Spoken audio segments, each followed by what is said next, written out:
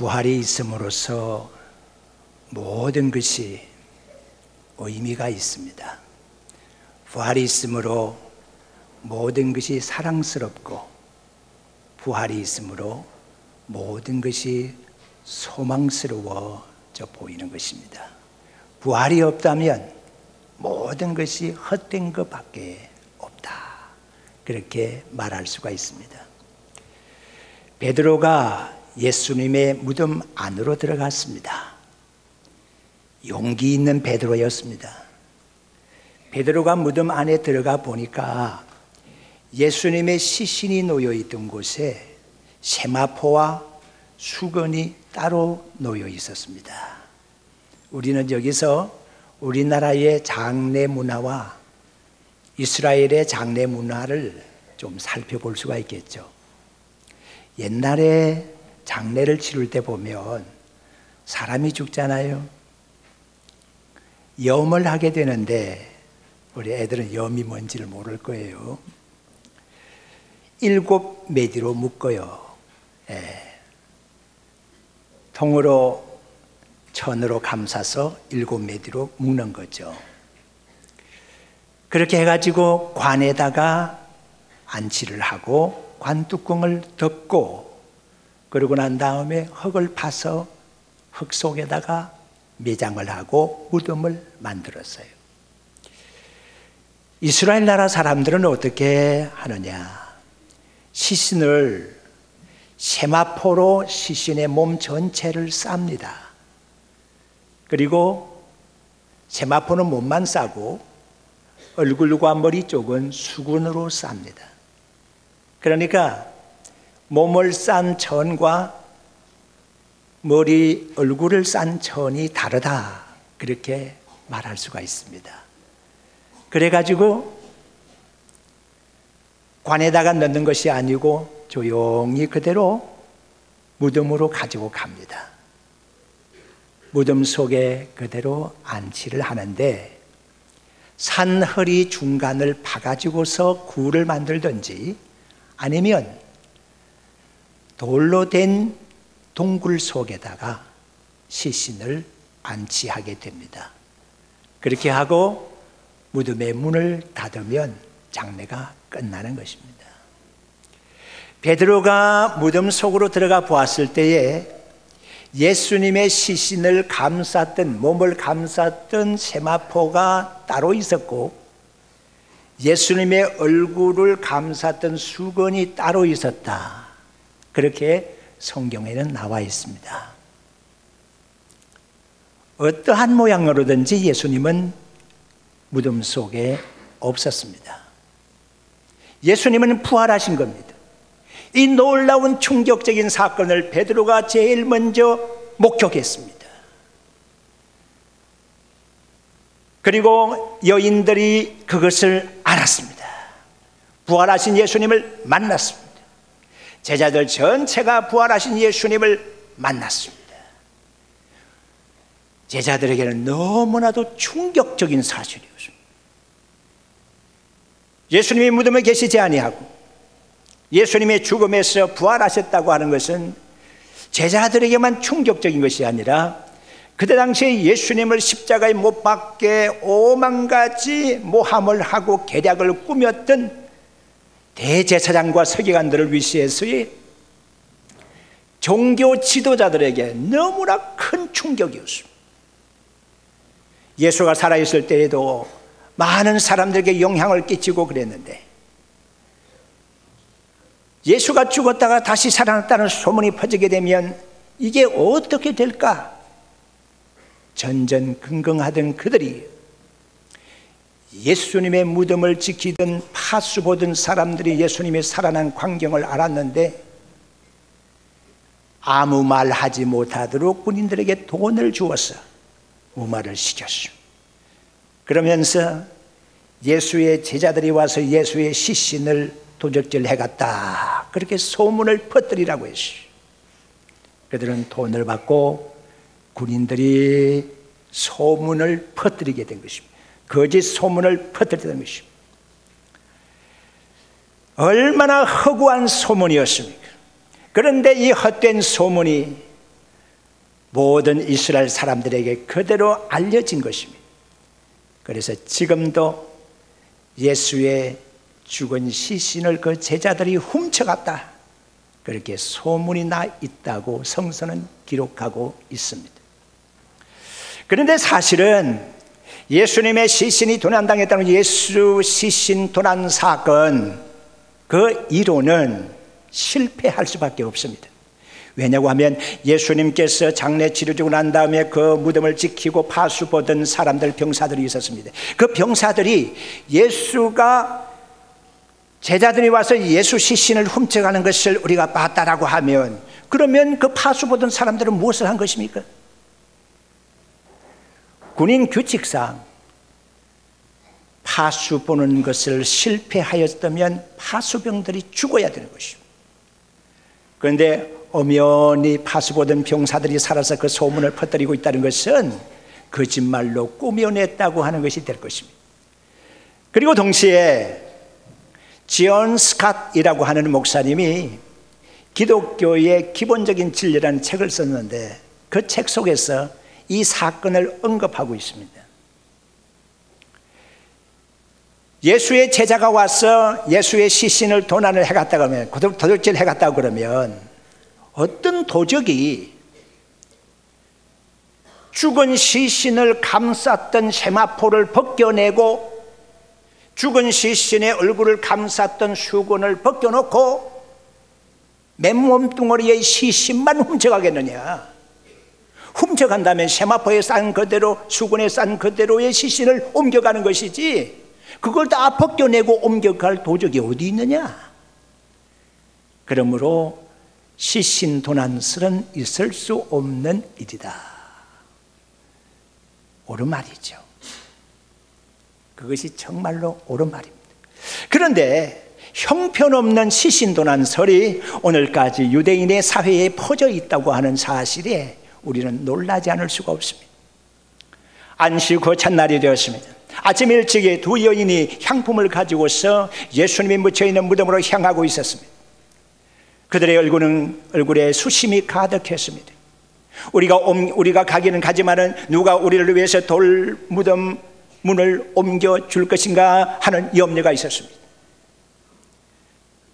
그리고 거기 지키고 있는 군인들을 우리가 어떻게 설득을 해서 무덤 문을 옮겨내고 예수님의 시신에 이 향품을 바를 수가 있을까 하는 그런 걱정을 하면서 올라가면서 그들의 눈은 촉촉히 젖어 있었습니다. 왠가하면 여인들은 지나간 일을 추억해 보았습니다. 사람값도 제대로 하지를 못하고 사람 구실 제대로 하지 못하고 많은 사람들에게 소외당하고 살아왔던 자기들인데, 자기들의 인생을 찾아주었고 참된 인생의 삶을 살 수 있도록 길을 열어주셨던 이가 누구냐? 사람 구실을 할 수 있도록 길을 열어주신 이가 누구냐? 예수 그리스도라. 다른 모든 유대인들과 주변 사람들은 자기들에 대하여 율법으로서 자기들을 정죄했고 자기들을 판단했지만, 예수님은 율법을 가지고 접근하신 것이 아니라 사랑으로 접근을 했어요. 아껴주셨고 이해를 해주셨고 감싸주신 거예요. 그러므로 인해서 포근함을 느꼈는데, 그 예수님이 죽었다는 거예요. 자기 곁을 떠났다는 거예요. 얼마나 슬프고 슬픈지 모릅니다. 십자가에 달릴 일을 도무지 한 적이 없는데 왜 사람들은 예수를 그렇게 미워했을까 생각하면서 무덤으로 향하고 있었습니다. 그러나 그들은 가서 무덤 속에서 예수님을 만나지를 못하고 있습니다. 죽은 예수님을 만나지를 못하고 있습니다. 시신이 누워있던 곳에는 예수님의 시신이 없었기 때문인 것입니다. 예수님은 부활하셨습니다. 멕시코에는 과달라하라라고 하는 지방이 있는데, 그 지방에 3,500m의 높은 산이 있습니다. 매년 이맘때쯤 되면 많은 사람들이 그 산으로 올라간다고 합니다. 중턱쯤에까지 차가 올라가는데 거기다가 파킹을 해놓고서 걸어서 꼭대기까지 올라가는데 여간 힘들지가 않습니다. 그런데 사람들은 고생하면서 그 위에까지 올라갑니다. 무엇 때문에 올라가는 걸까? 특별한 광경을 보기 위해서입니다. 높은 곳에 한 지점에 나무가 큰 것이 있는데 그 나무의 이파리가 하나도 보이지 않을 정도로 호랑나비가 빽빽하게 앉아 있는 거예요. 그 놀라운 광경을 사람들이 보기 위해서 올라가는 거예요. 호랑나비, 물이 지어서 때를 지어 있는 호랑나비를 보기 위해서 올라가는 거예요. 그런데 놀라운 사실은 4월 15일이 되면, 정확하게 4월 15일이 되면 이 호랑나비가 때를 이루어서 날아가기 시작한다는 거예요. 날라서 어디로 가는가 하면 미국을 건너서 카나다 쪽으로 날아간다는 거예요. 카나다 쪽으로 날아가서 거기서 알을 낳고 거기서 죽습니다. 이 놀라운 광경을 보기 위해서 사람들은 높은 고지에까지 올라간다는 것입니다. 지금도 수백 년 동안을 곤충학자들이 연구를 거듭하지만은 알지 못하는 것이 있습니다. 그것이 뭔가 하면 나비가 꼬치 상태로 있을 때에 3장 정도의 뽕잎과 같은 이파리를 먹습니다. 3장 정도의 뽕잎 같은 이파리를 먹고 난 다음에 나비가 되는데, 나비가 된 다음에는 아무것도 먹는 것이 없이, 무엇을 먹는가 하면 물과 이슬밖에 먹는 것이 없이, 물과 이슬 속에 아무런 영양가가 있는 것도 아닐 텐데 물과 이슬만 먹고서 그렇게 나무에 붙어 있다가 4월 15일 날에 날아가는데 20일 동안을 나비가 날라서 저 멀리 카나다까지 간다는 거예요. 물과 이슬만 마시고서 어떻게 20일간의 여행을 할 수가 있을까? 도대체 이 신비로운 것을 어떻게 풀 수가 있을까? 이해할 수 있을까? 연구하고 또 연구해 보아도 알 수가 없어. 지금도 미스테리, 지금도 연구하고 있지만 해답이 나오질 않는다는 거예요. 나비의 경우를 생각합니다. 번데기가 되고 알이 되고 나비가 되고 이렇게 순환하는 것을 가르쳐서 Rotation of Life라고 말합니다. 생명의 순환이라고 말하는 것입니다. 이것을 다른 종교에서는 윤회라고 하는 단어로서 표현하기도 합니다. 생명의 모습이 순환되고 있다는 것입니다. 불교는 이 윤회 사상에 기초를 두고 있습니다. 돌고 돌고 또 돈다고 하는 것입니다. 정말로 이 윤회라고 하는 것이 부활과 같은 것일까요? 오늘날 어떤 사람들은 부활에 대해서 얘기를 하면서 윤회 같은 것으로 설명을 하려고 하는 사람들이 있습니다. 그러나 그것 가지고 예수님의 부활을 설명할 수 있는 상황이 아닙니다. 요한복음 11장 25절의 말씀 보게 되면 예수님께서는 나는 부활이요 생명이라고 말하고 있습니다. 그런데 이것을 영어로 보게 되면 I am the resurrection and life라 되어 있거든요. 더라고 하는 관사가 붙어 있음에 주목하시기를 바랍니다. 우리 예수님의 부활이라는 것은 바로 그 부활인데 다른 것하고 비교할 수 있는 부활의 성격이 아닙니다. 우리 예수님 당시에도 예수님께서 죽은 자를 살리신 기적이 있습니다. 놀라운 기적이죠. 회당장 야이로의 딸이 방장 죽었습니다. 어린 소녀입니다. 막 죽어서 시신을 씻고 닦아서 다락에 뉘었는데 예수님께서 그 어린 딸 아이 있는 방으로 들어가서 달리다굼 내가 너에게 말하노니 일어나라. 소녀를 살려냈습니다. 예수님께서 제자들과 함께 길을 가다가 나인성을 돌아 지나가는데 나인성의 과부가 자기의 아들 독자가 죽었음으로 인해서 운구 행렬의 뒤를 따르면서 슬피 울며 길을 가는 공동묘지로 향하는 길이었어요. 예수님께서 지나가시다가 그 운구 행렬을 멈추게 했습니다. 관 위에 손을 얹고 말씀하셨습니다. 죽은 자여 일어나라. 청년이 벌떡 일어났다고 했어요. 죽은 지 24시간이 지나서 장례가 치루어지는 그 과정이었어요. 나사로는 죽어서 장례가 치루어져서 무덤에 들어가 시신이 썩어갔다고 그랬어요. 죽은 지 나흘이 지났. 예수님께서 무덤에 돌문을 옮겨놓게 하고 나사로야 나오라. 그렇게 해서 회당장 야이로의 딸, 죽은 딸이 나인성 과부의 독자가, 그리고 베다니의 나사로가 죽었다가 살아났는데, 이 사람들의 부활과 예수님의 부활과 구별되는 것이 어디 있는가 하면, 이 사람들은 살아났지만 또 죽었어. 살아났다가 또 죽었어. 그러므로 진정한 부활이라고 할 수 없이, 예수님의 부활을 The Resurrection이라고 한 것은, 그 부활이라고 한 것은 다른 죽었다고 살아난 사람들과 구별되게 전혀 다르게, 예수님의 살아나신 것은 이제는 다시 죽지 아니하는 부활, 놀라운 부활, 부활의 첫 열매되는 바로 그 부활 말씀하고 있는 겁니다. 그 부활. 빌리 그레임 목사님이 전에 동서독이 나누어져 있을 때 서독에 수상이었던 아데나워 수상을 만났어요. 만난 자리에서 목사님이 무엇을 대화를 나눌까 하고 생각을 깊이 하고 있는데, 그래 일상생활 가지고 대화를 나누지 뭐, 이렇게 생각을 하는데 아데나워 수상이 먼저 말을 걸었습니다. 목사님, 빌리 그레임 목사님이 세계적으로 유명한 목사님이고 부흥 강사님이고, 목사님, 세상에서 가장 중요한 일이 무엇일까요? 갑자기 질문을 받은 빌리 그레임 목사님, 세상에 가장 중요한 문제 무엇일까? 아데나워 수상이 빙긋이 웃으면서 빌리 그레임 목사님의 허를 찌르는 한마디를 했습니다.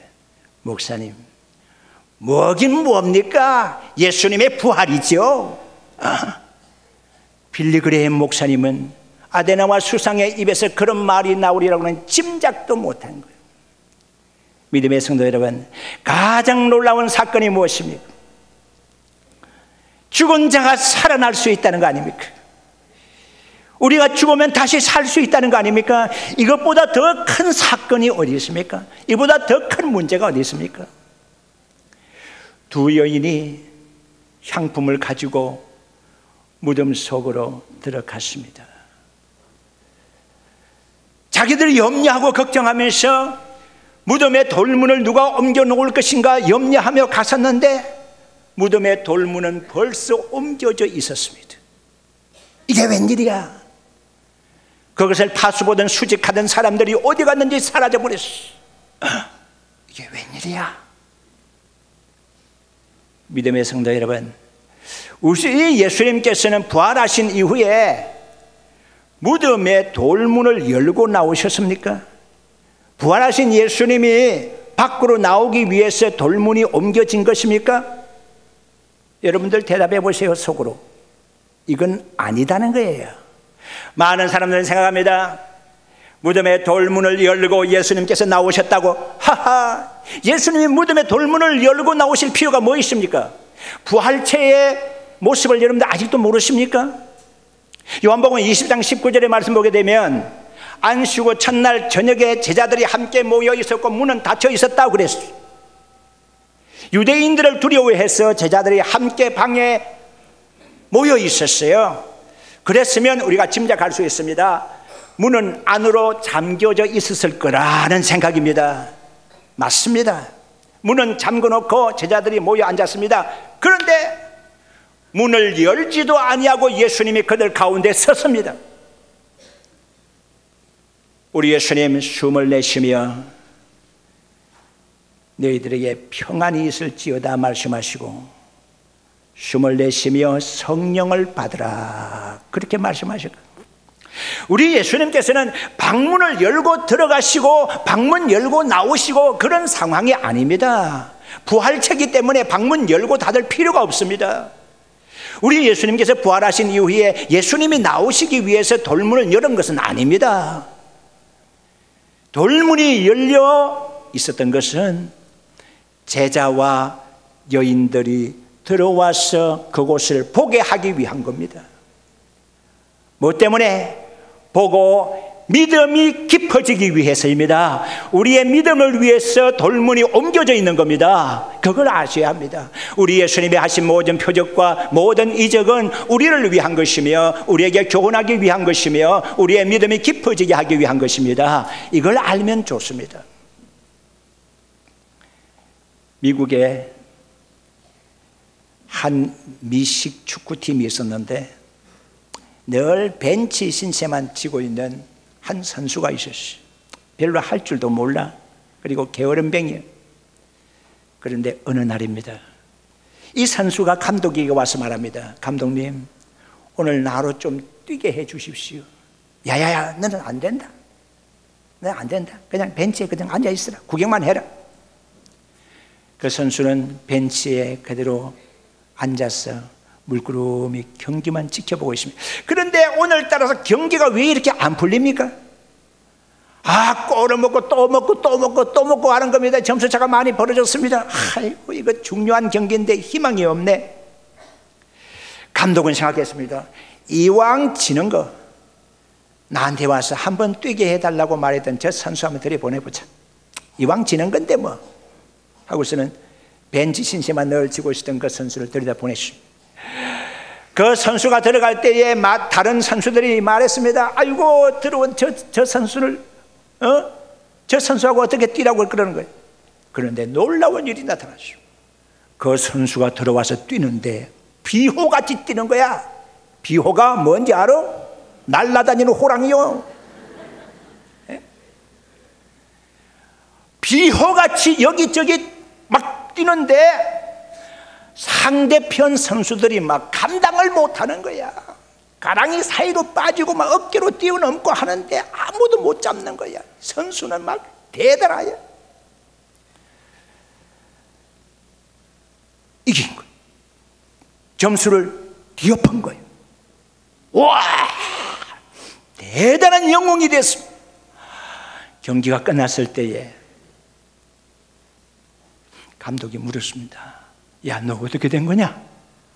너 어떻게 된 거냐? 나의 원인이다. 그랬더니 그 선수가 하는 말, 예, 감독님, 며칠 전에 우리 집에 어떤 일이 있었는가 알죠? 그렇지, 내 아버지 돌아가셨잖아. 예, 제 아버지가 맹인이 있었다는 것도 알죠? 그렇지, 맹인이 있었지. 감독님, 우리 아버지 맹인으로 계시다가 돌아가셨는데 하늘 날아가서 눈을 떴잖아요. 그래서 하늘 날아가서 내가 경기하는 거 지켜보고 있으리라고 생각했어요. 우리 아버지가 눈 뜨시고 나의 경기하는 모습을 지켜보리라고 생각하니까 제가 비호처럼 됐잖아요.